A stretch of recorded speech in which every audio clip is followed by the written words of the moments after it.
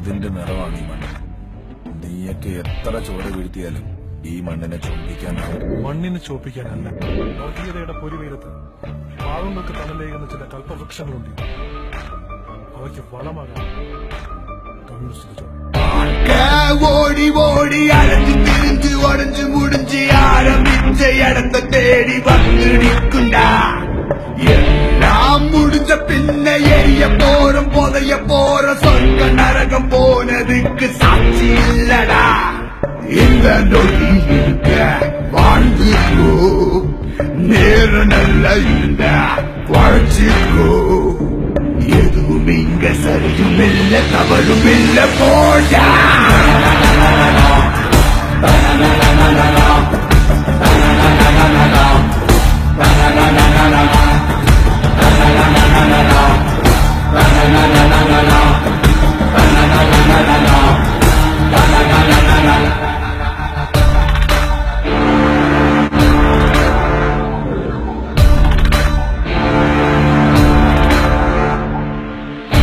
Sir medical college ഉടമ R ഷാജിയിൽ നിന്ന് കമ്മീഷനായി വാങ്ങിയ 5,60,00,000 രൂപ കുഴൽപ്പണമായിട്ടാണ് ദില്ലിയിലേക്ക് കൈമാറിയത്.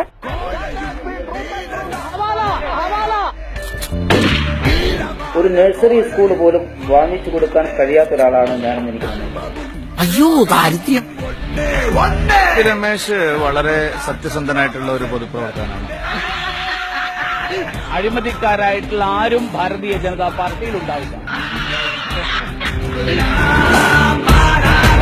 ട്വിറ്ററിലൂടെ വ്യാജ ദൃശ്യങ്ങൾ പ്രചരിപ്പിച്ചെന്നാണ് ആക്ഷേപം.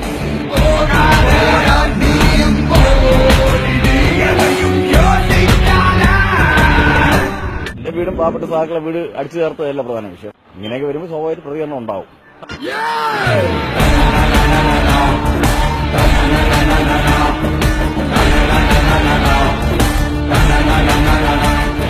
മംഗലശ്ശേരി നീലകണ്ഠൻ പണ്ട് ദേ കാണിച്ചതാ, കാർത്തികനത് കാണിക്കില്ല.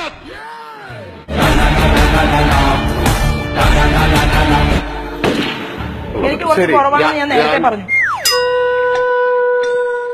ശോഭ കുറച്ചു നേരം ഉണ്ടായിരിക്കും. അല്പം നേരം. മര്യാദയുടെ പ്രശ്നമാണത്. അല്ല അത് സാറില്ലേ, ചെറിയ മര്യാദ കുറവുണ്ട്. അപ്പോ എന്നെ ശരിക്കൊന്ന് ശ്രദ്ധിച്ചേ. എന്റെ പെരുമാറ്റത്തില് എന്തെങ്കിലും പന്തികളുണ്ടോന്ന് ഒന്നും നോക്കിക്കേ.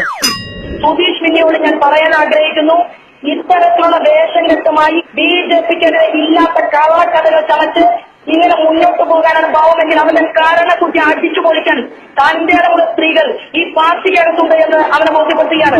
സുധീഷ് മിന്നി പറയേണ്ടത് എന്റേതല്ല. ആ ചാനൽ ചർച്ചയിൽ മറ്റൊരാളിരിക്കുന്നുണ്ടല്ലോ, ഭർത്താവ്. ആ ഭർത്താവ് തിരിച്ചടിക്കണം. ആദ്യം അടിക്കേണ്ടത് ആ ഭർത്താവാണ്. ഭർത്താവ് അടിക്കണം.